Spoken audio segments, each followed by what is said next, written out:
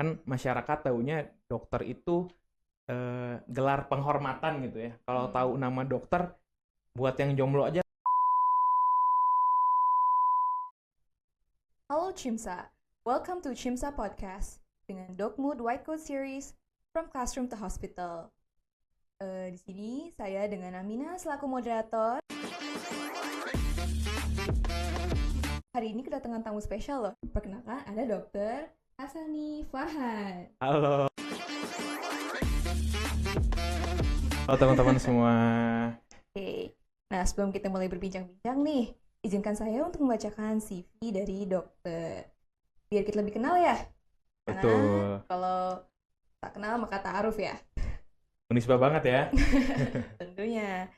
Oke, di sini Dr. Hasani Farhan merupakan alumnus dari FK Unisba angkatan 2019 dan beliau juga merupakan alumnus Chimsa FK Unisba, yang dimana beliau juga sebagai loko Chimsa FK Unisba angkatan 2020-2021. Dan itu beliau juga ketua BEM 2021-2022 dan Ketua Ikatan Dokter Muda 2022-2025. Wah, keren banget nih, Dok. Biasa aja sih sebenarnya, tapi makasih ya. Like, how do you manage all of that gitu selama preklinik sampai koas ini, Dok? Waduh, itu prosesnya panjang ya. Prosesnya panjang. Jadi ya nantilah kita ceritain lebih lanjut di podcastnya ya. Oke.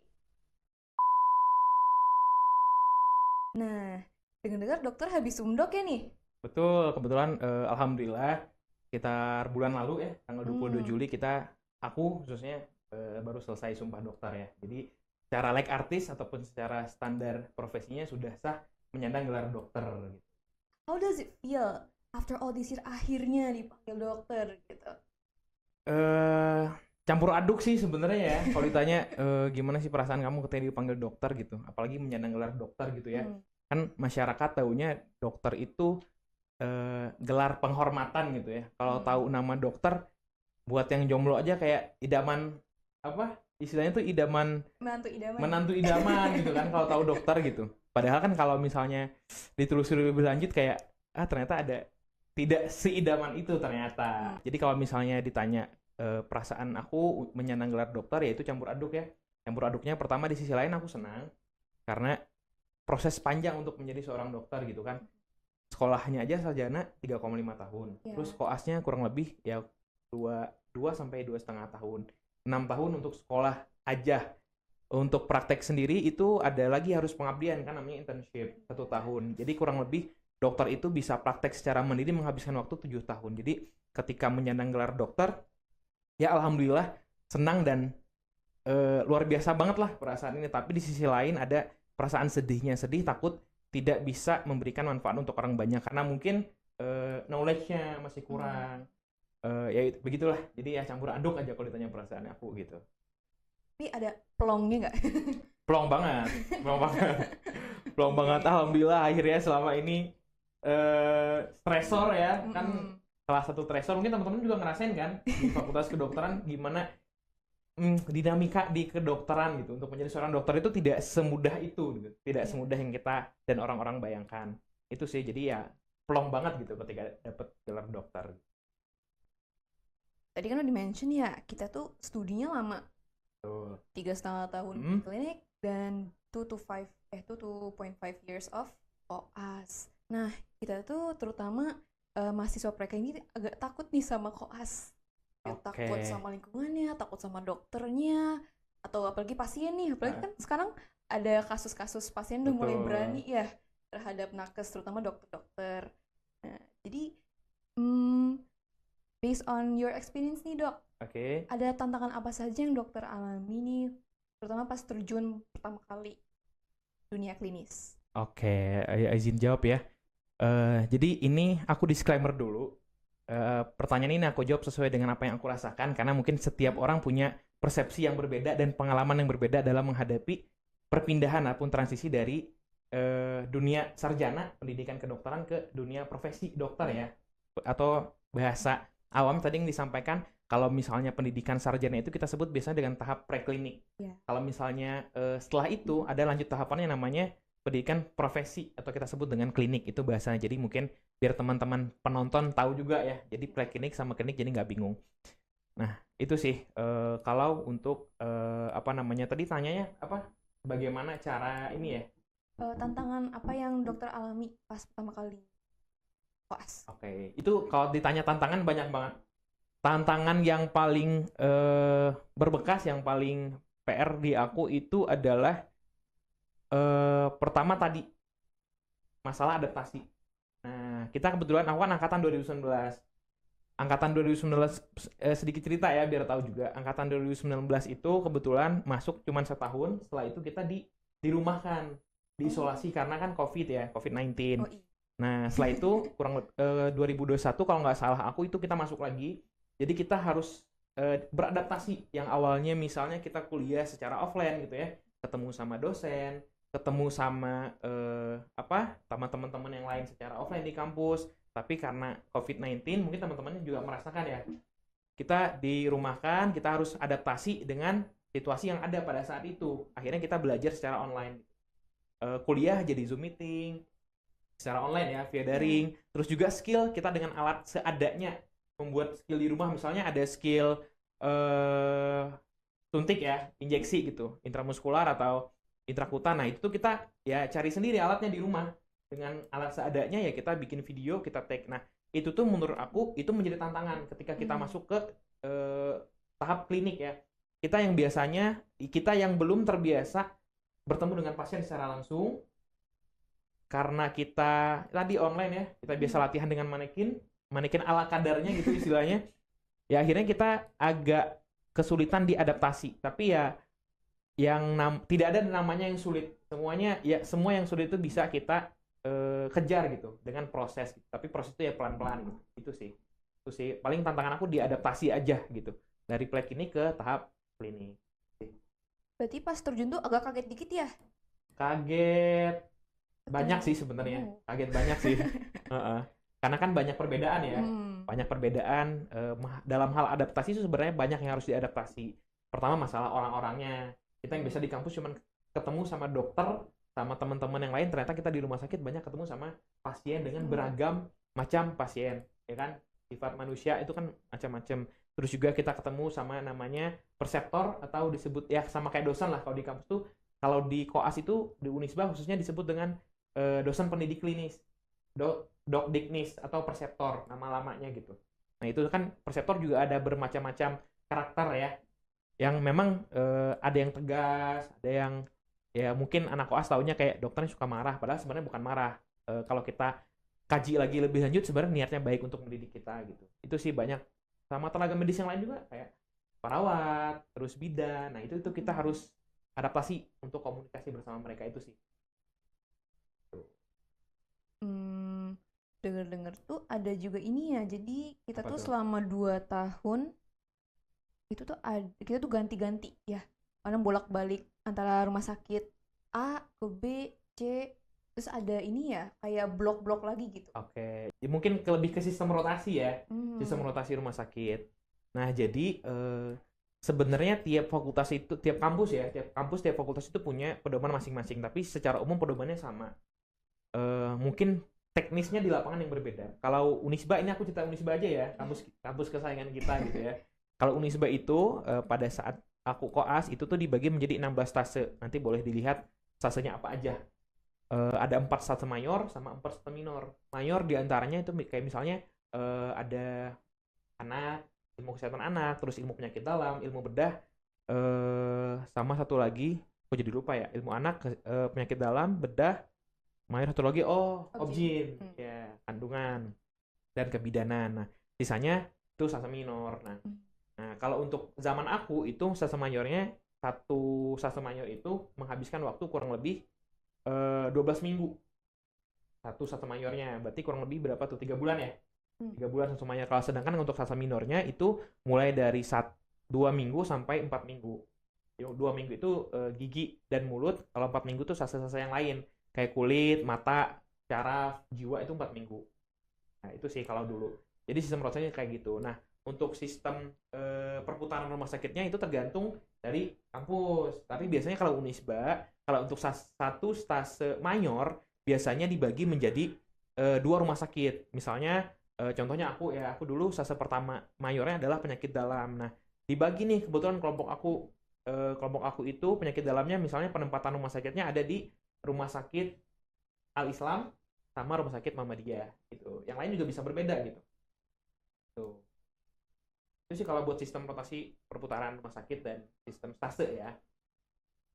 Nah, speaking of rotasi, itu Oke. pembagiannya itu gimana, Dok? Maksudnya gimana? Pembagian rotasinya gimana? Pembagian antara kelompoknya sama kayak dapetnya gimana? Apakah mayor, minor, mayor, atau misalkan mayor dulu semua, atau minor, atau emang acak? Oke. Sebenarnya kalau pertanyaan itu yang lebih tahu pihak kampus ya. Oh, Cuman oke. sejauh ini sih ada polanya.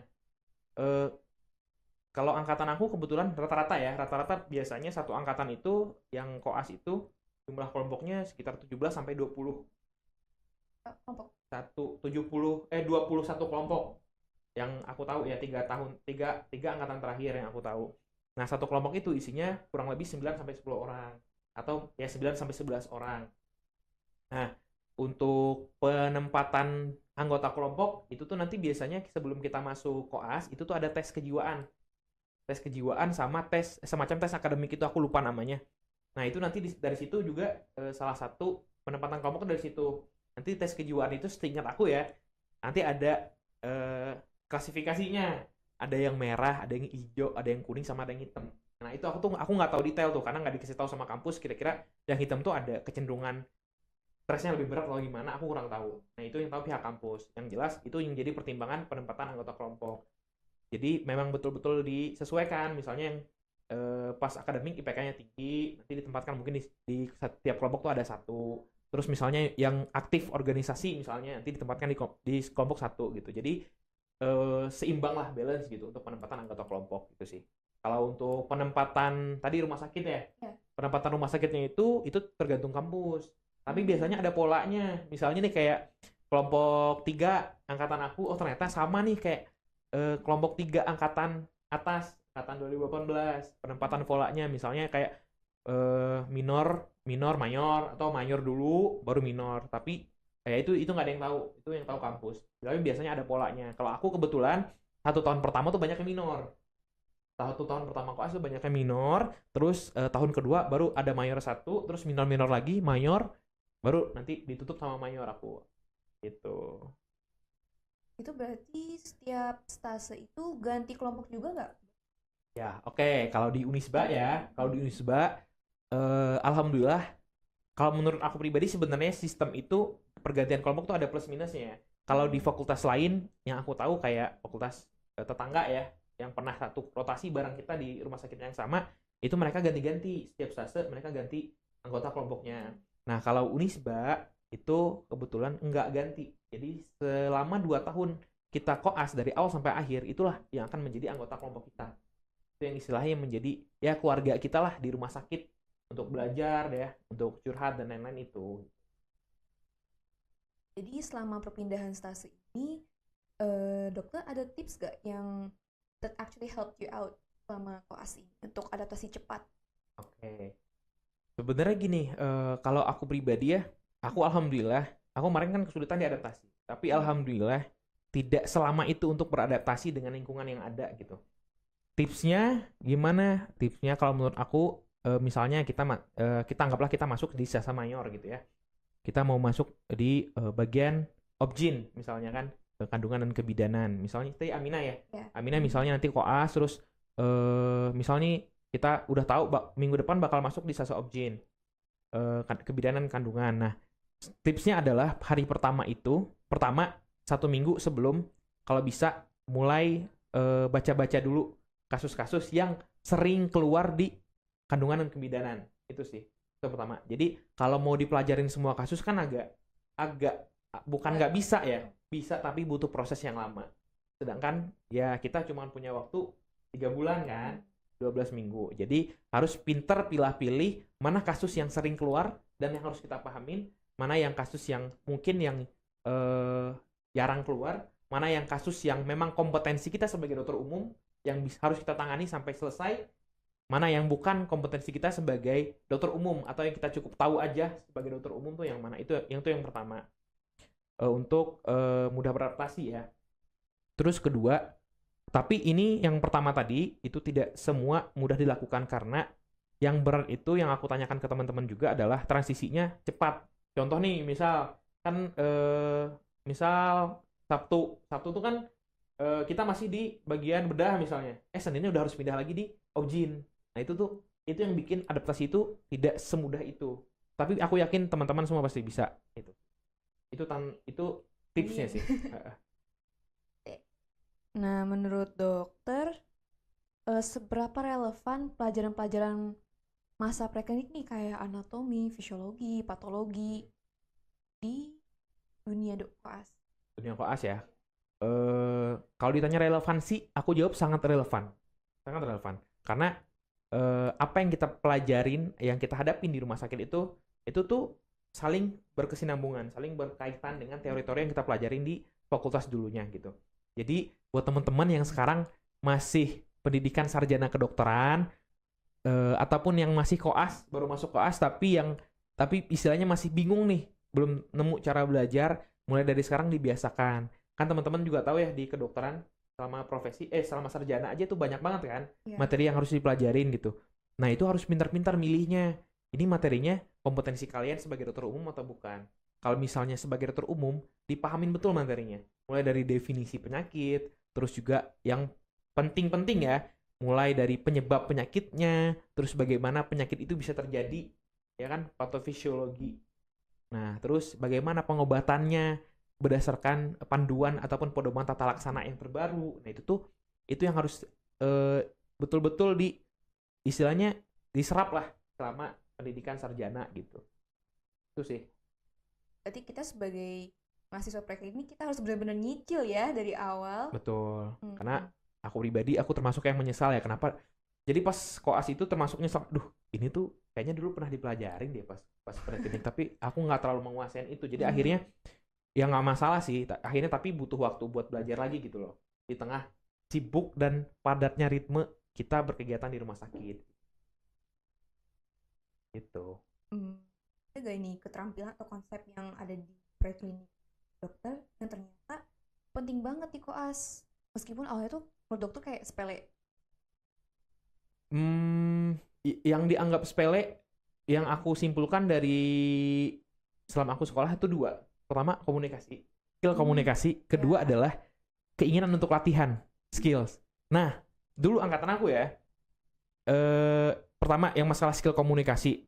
Skill komunikasi itu semua menganggap remeh. Skill komunikasi. Padahal kalau kita terjun langsung ke lapangan, skill komunikasi itu sangat dibutuhkan. Bukan hanya untuk dokter aja, tapi untuk semua orang gitu. Apalagi yang untuk meningkatkan prospek karirnya. Skill komunikasi itu penting.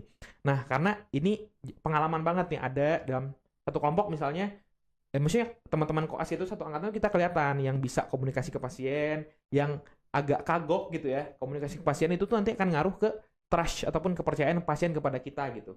Terus kedua kenyamanan pasien ke kita juga akan ngaruh kan? Iya. Itu sih. Nah, jadi yang mumpung teman-teman masih ada kesempatan sekarang untuk belajar komunikasi jangan takut. Mulai aja kayak Assalamualaikum Bapak, perkenalkan nama saya Dr. Amina. Bapak di sini sama siapa? Jadi ya mulai aja sama teman sendiri nggak apa-apa. Soalnya dulu pas kuliah teman-teman kita ada yang malas, ada yang malas gitu. Ngapain udah bisa anamnesis gitu. Itu yang harus dikurang-kurangin. Merasa jadi sifat puas diri ya, merasa udah bisa. Padahal ya apa salahnya kita selalu upgrade ilmu tiap hari kan? Itu pertama. Kalau buat tadi apa sih?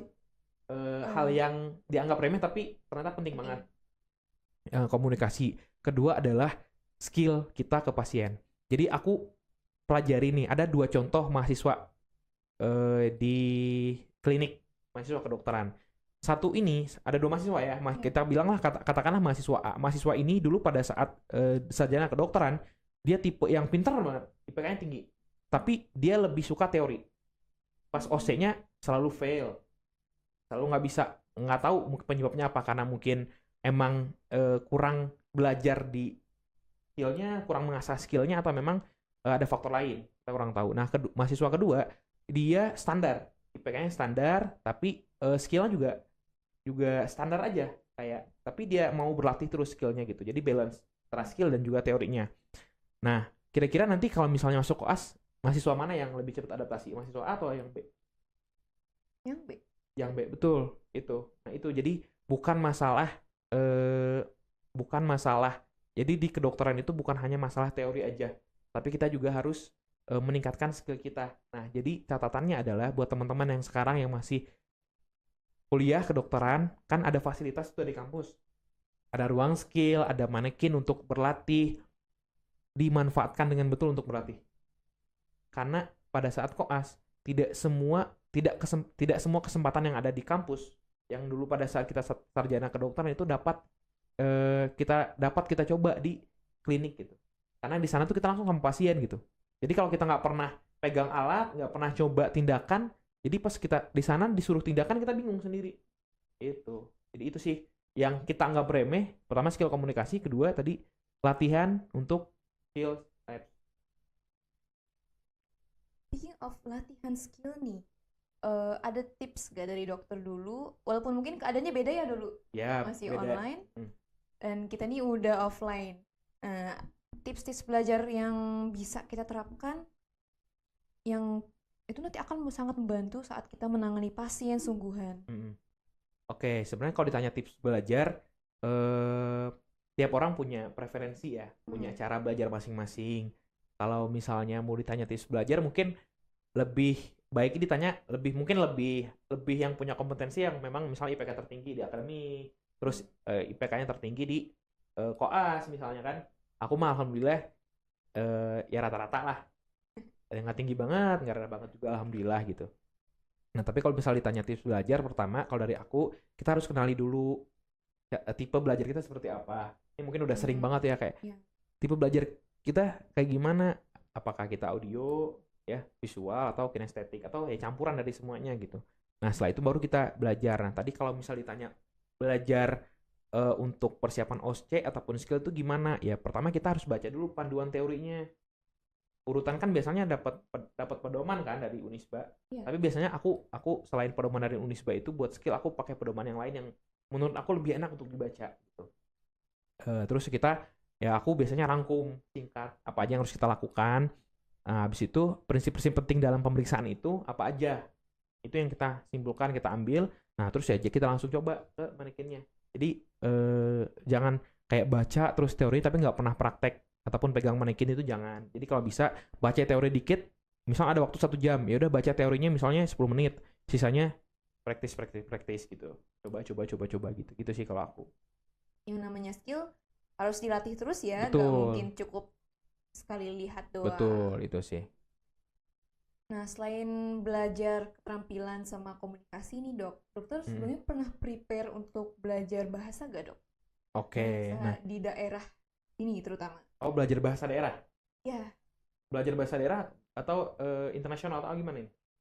Saat dokter di koas di sini, kan semuanya kan orang Sunda ya. Oke, terus? Tuh dokter merasa adanya language barrier gak? Oh iya, oke. Nah, kebetulan ini pertanyaan yang termasuk yang sering ditanyain ya. Karena kan aku kebetulan di luar Jawa Barat ya. Berarti pertama masuk ke Jawa Barat ya agak kaget sih sebenarnya ya. Tapi itu nggak menjadi masalah. Tadi selagi kita punya kemampuan untuk adaptasi lebih cepat, itu bisa diselesaikan. Nah, kebetulan aku pernah punya pengalaman juga. Nah, pengalaman ini yang bikin aku harus bisa belajar bahasa Sunda. Jadi tahun berapa ya aku lupa. Gempa Cianjur. Tahun berapa itu? Tahu nggak? 2002 berapa ya? 2021 atau 2022 gitu. Boleh di-search saja, aku lupa pastinya kapan. Iya 2021 2022 gitu. Sebelum aku koas banget itu gempa Cianjur. Nah, terus aku alhamdulillah aku diutus kan jadi relawan buat ke Cianjur tuh. 1-2 hari pasca gempa di sana. Nah, kebetulan kita tuh dipisah. Jadi semua punya posko masing-masing. Nanti nyebar tuh ke beberapa daerah gitu kan. Nah, terus aku nyebar nih sama kebetulan sama senior aku tuh perempuan. Nah, cuman senior perempuannya nyebar ke titik yang lain, aku nyebar lagi titik. Jadi kan sendiri-sendiri tuh jadinya. Nah, kebetulan aku dapat nenek-nenek nini-nini ya kalau bahasa Sunda ya, nenek-nenek terus bahasa Sunda halus banget. Aku nggak ngerti. Kalau bahasa Sunda teman-teman angkatan kan masih bisa dimengerti ya, secara nggak langsung gitu. Cuman memang agak ngobrolnya agak kagok gimana gitu kan. Nah ini aku nggak ngerti sama sekali. Nenek itu kesakitan, kayaknya kakinya ketimpa bata itu pas itu. Jadi terus aku angkat, terus aku nanya, "Nek, sakitnya di mana?" Terus neneknya jawab pakai bahasa Sunda, tapi sambil nunjuk sih. Alhamdulillah aku bisa ngerti gitu. Oh sakitnya di sini. Tapi aku bingung mau diangkat langsung, tapi nggak ada warga kan. Takutnya kalau diangkat langsung takut kesakitan. Ya akhirnya aku ke atas sendiri nih cari bantuan warga, tolong terjemahin neneknya apa, sakit di mana, terus bantuin neneknya angkat ke atas. Nah itu tuh kan kalau di IGD kan waktu itu sangat berharga ya. Iya. Waktu tuh emas banget lah di IGD. Semakin cepat kita penanganan ke pasien, semakin bagus prognosis pasiennya. Nah kalau untuk kasus nenek ini kan jadi kasihan neneknya gitu loh, karena aku terbatas di bahasa Sunda pada saat itu. Jadi akhirnya aku penanganan nenek jadi lama gitu loh. Jadi lebih lama. Aku harus ke atas dulu, ke atas bukit dulu buat manggil orang lain, buat manggil masyarakat setempat buat bantu translate ya neneknya, terus bantu ngangkat neneknya. Itu kan butuh ya lumayan butuh waktu lah gitu. Jadi itu sih yang bikin aku kayaknya aku harus mulai belajar bahasa Sunda gitu. Apalagi kalau misalnya aku sekolahnya memang di daerah Jawa Barat gitu yang memang sukunya Sunda. Itu sih. Berarti lumayan ya. Apalagi kalau yang dari luar Jawa Barat ada PR lagi nih ya, belajar bahasa juga ya, bisa nyicil-nyicil juga pas preklinik. Betul. Dengar-dengar tuh OAS katanya tuh ya gak ada libur, padat, bahkan sampai tidur pun di mana-mana. Waduh. Gak ada libur. Sebenarnya gini ya. Sebenarnya nih aku sampaikan dulu ke teman-teman semua. Aku tuh ini pengalaman aku pribadi ya. Aku tuh kebanyakan dengar cerita orang yang kayak, aduh, kok asma gini. Tapi setelah kita ngerasain secara langsung ternyata, oh tidak semenyeramkan apa yang orang bilang sebenarnya. Jadi pengalaman itu boleh kita dengarkan, tapi tidak boleh kita jadikan mindset di dalam pikiran kita gitu. Kayak misalnya, aduh, kok asma gini. Kita misalnya koas menyeramkan, capek banget.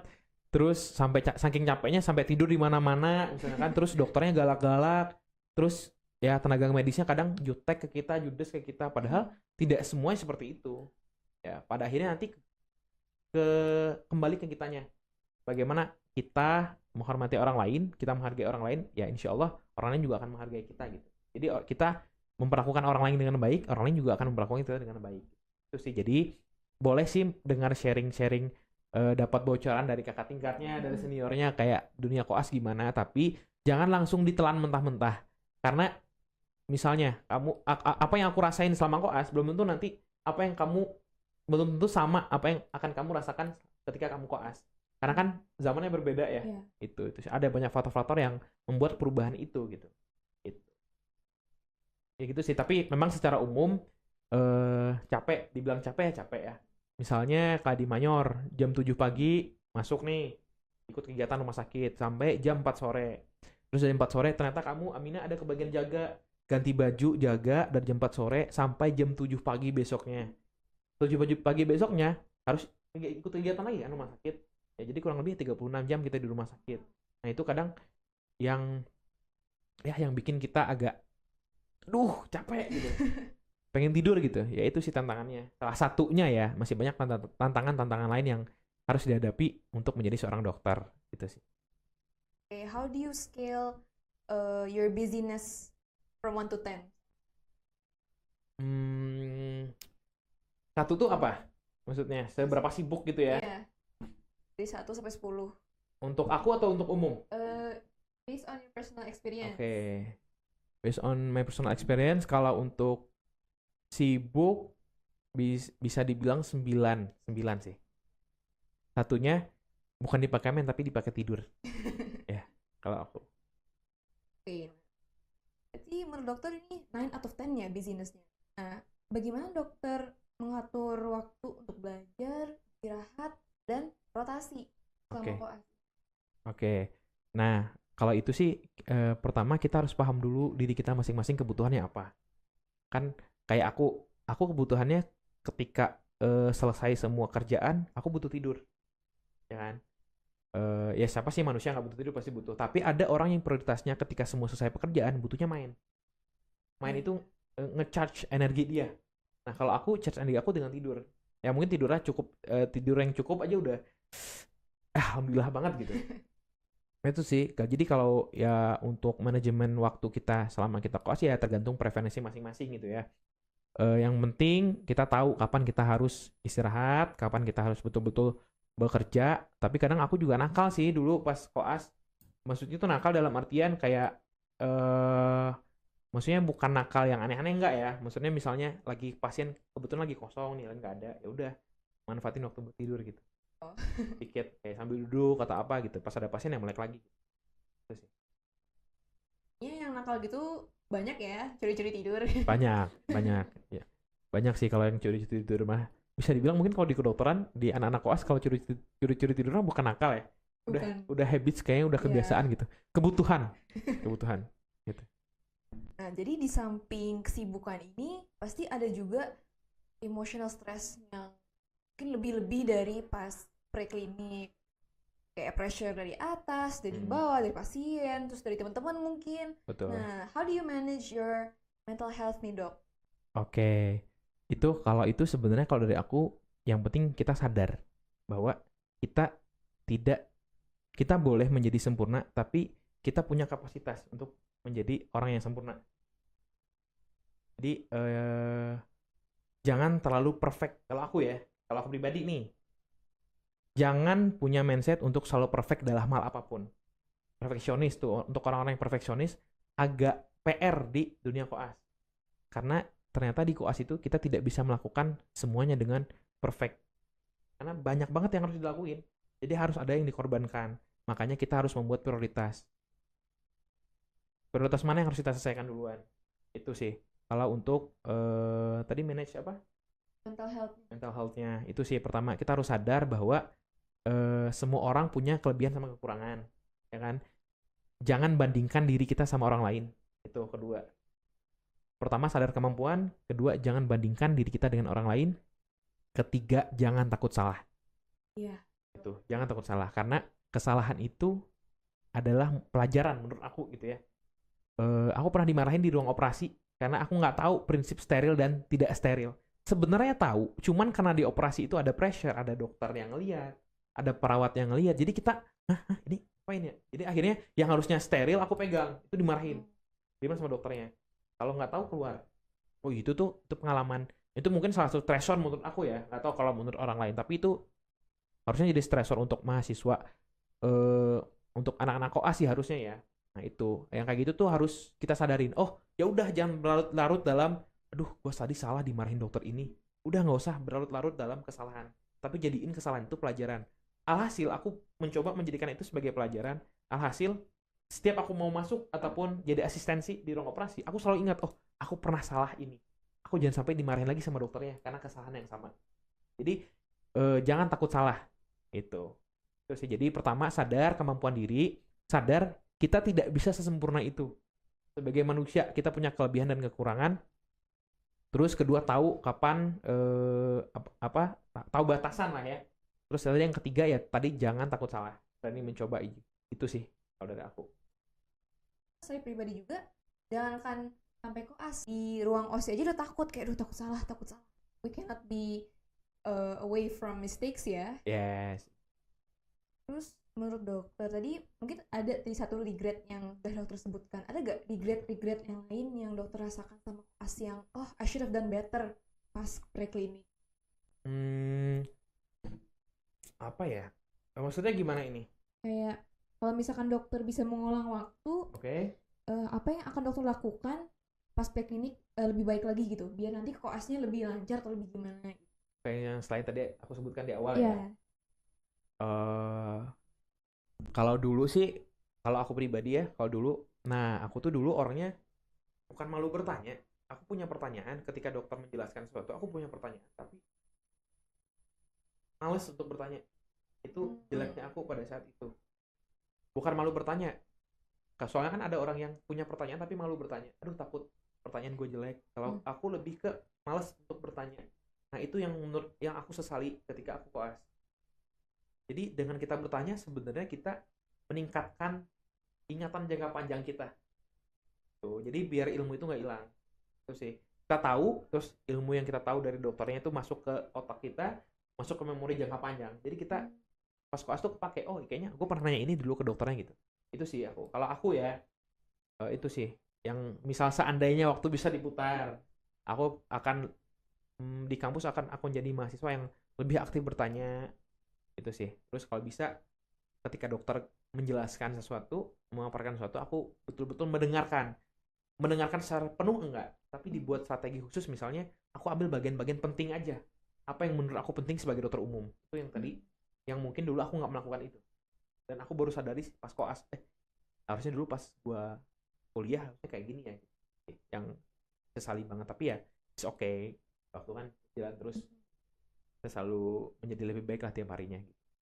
Nah, kebetulan saya juga malas tanya kalau emang lagi skill atau lagi lab, apalagi lecture. Banyak orang yang malu. Tapi oke, I'll keep that in mind. Oke, I'll try. Sama juga ya? Iya kan? Terus kayak mending cari sendiri. Karena mungkin maybe preference orang beda-beda ya. Kalau cari sendiri itu mungkin lebih masuk otak. Tapi mungkin kalau bagi dokter, nanya itu lebih masuk otak. Ya, itu sih bukan lebih masuk otak sih, sebenarnya bisa jadiin perbandingan. Kan kita search di Google itu kan beda ya. Maksudnya apa yang kita dapatkan itu belum tentu sama dari orang-orang yang berpengalaman. Kayak mungkin dokter kita kan dosen-dosen itu lebih berpengalaman. Memang di bidangnya menjelaskan tentang itu. Jadi apa yang kita dapatkan dari dosen sebenarnya bisa kita compare nih. Kita bandingin apa yang kita dapatkan dari literatur yang kita baca. Itu sih, nanti baru kita bisa ambil kesimpulan. Nah, aku tuh kemarin ya malasnya di situ. Malas nanya gitu. Padahal ya udah ada kesempatan untuk nanya, ya tanya gitu. Jangan malu dan jangan malas untuk bertanya itu. Ada salah satu ketakutan mahasiswa nih. Takutnya kalau udah jadi koas itu work life balance-nya kurang gimana ya? Kurang balance. Oke. Gimana, Dok? Wah. Itu berat ya. Sebenarnya untuk ditakuti itu hal wajar, tapi untuk diselesaikan itu sangat bisa diselesaikan dengan tadi kita tahu kekurangan kelebihan diri kita tahu potensi diri kita tahu batasan diri kita sampai mana. Itu sih. Jadi kebutuhan kamu apa? Oh, aku kayaknya pengen main gitu, lebih banyak. Ya bisa kok, semua itu bisa diatur. Aku merasa semua hal itu bisa diatur selama koas tidak sesibuk itu. Walaupun memang sebenarnya sibuk ya. Sibuk banget, tapi tidak bisa itu untuk ngeluangin waktu main, ngeluangin waktu buat tidur, ngeluangin waktu sama keluarga. Itu masih bisa. Kalau misal batasannya adalah sebatas koas aja gitu ya. Karena ada kok waktu jedanya. Nah, ada juga nih teman aku, dia menghabiskan waktu istirahat, dia menghabiskan waktunya buat belajar. Memang kan ya. Jadi beda-beda, prioritas orang beda-beda. Jadi kita harus tahu itu. Itu sih. Kalau mau balance banget hidup koas sama hidup di social life itu agak susah ya. Karena kan itu bisa dibilang risiko ketika kita masuk ataupun menjadi mahasiswa kedokteran, menjadi seorang dokter, resikonya itu. Kita ya itulah, siap mengorbankan waktu, tenaga, dan pikiran lebih untuk pasien daripada bahkan untuk keluarga kita sendiri. Jadi udah resiko sih itu sebenarnya yang harus dijalani gitu. Bukan ketakutan yang membuat kita takut sampai akhirnya kayak takut ke koas nggak nanti nggak bisa ngapa-ngapain lagi, nggak, jangan kayak gitu. Dari dokter sendiri ada ya pesan bagi teman-teman yang mau masuk FK nih? Oke. Pesan untuk teman-teman masuk FK? Ya. Berat juga ya pertanyaannya. Terlalu banyak pesan yang ingin disampaikan gitu, tapi aku coba simpulkan aja. Nah, pertama, ketika teman-teman yang mau masuk FK ataupun yang saat ini sedang di FK atau mungkin yang sedang koas ya, terutama yang mau masuk FK ya, bingung kayak takutnya masuk FK sibuk banget. Pertama, balikin ke niat awal kita mau jadi dokter itu apa. Ya niat umumnya ya mungkin mau bantu banyak orang, tapi apakah betul niatnya itu betul dari diri kamu sendiri atau gimana? Ada juga kan masuk kedokteran disuruh orang tua. Ya nggak, bingung ya, maksudnya nggak, kalau memang udah jalannya nggak usah disesali, ya jalani aja, mungkin ini yang terbaik. Untuk pesannya untuk mahasiswa Tadi untuk apa? Untuk mahasiswa yang akan masuk FK ya? Iya. Kalau misalnya mahasiswa klinik, apalagi koasan udah tahu ya what's Oke. about to come. Nah, kalau misalkan yang belum masuk FK mungkin kayak oh mau jadi dokter tapi dia nggak tahu obstacle apa aja yang akan dihadapi nanti ya.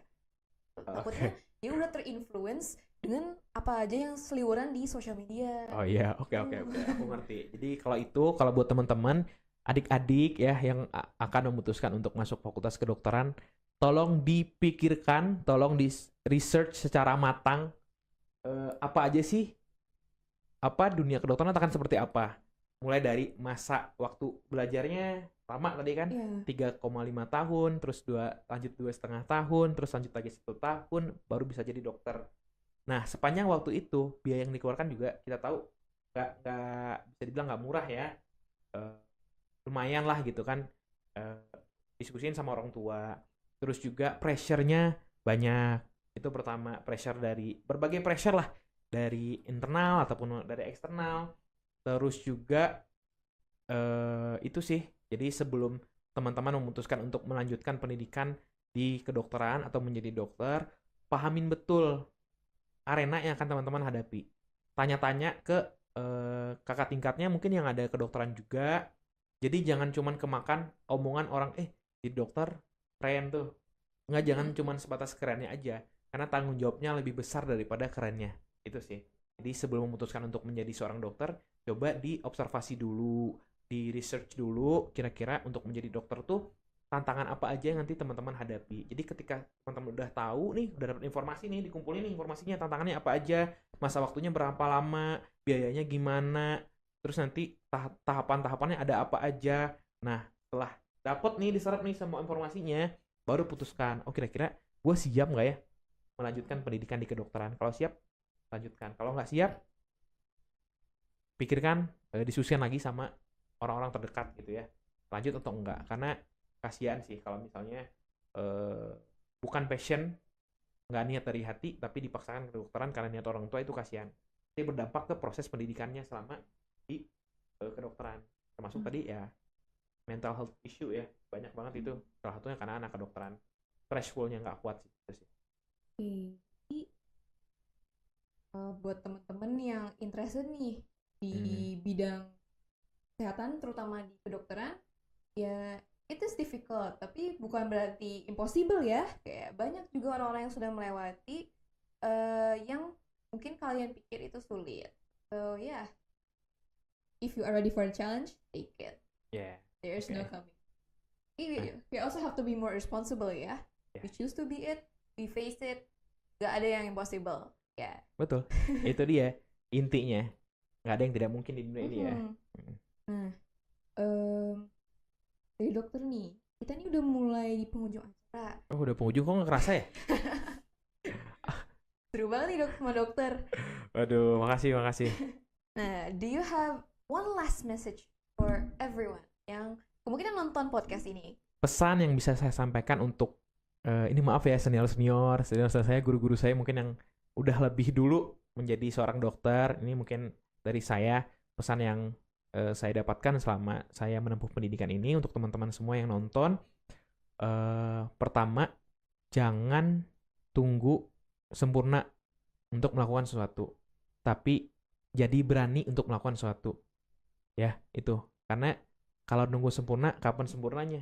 Akhirnya kita nggak ngelakuin sesuatu. Terus kedua, jangan takut salah. Kesalahan itu bisa kita jadikan pelajaran untuk kita menjadi lebih baik lagi. Itu. Ketiga, manfaatkan waktu sebaik mungkin untuk terus bertumbuh dimanapun tempatnya. Untuk teman-teman yang koas, manfaatkan rumah sakit, puskesmas, wahana pendidikan sebagai tempat teman-teman untuk bertumbuh, menambah pengetahuan, menambah pengalaman. Yang nantinya pengetahuan sama pengalaman ini akan digunakan untuk teman-teman sendiri, untuk menunjang prospek karir teman-teman semua gitu. Itu sih 3 pesan singkat yang mudah-mudahan ngena ya. Itu sih pesan yang bisa aku sampaikan.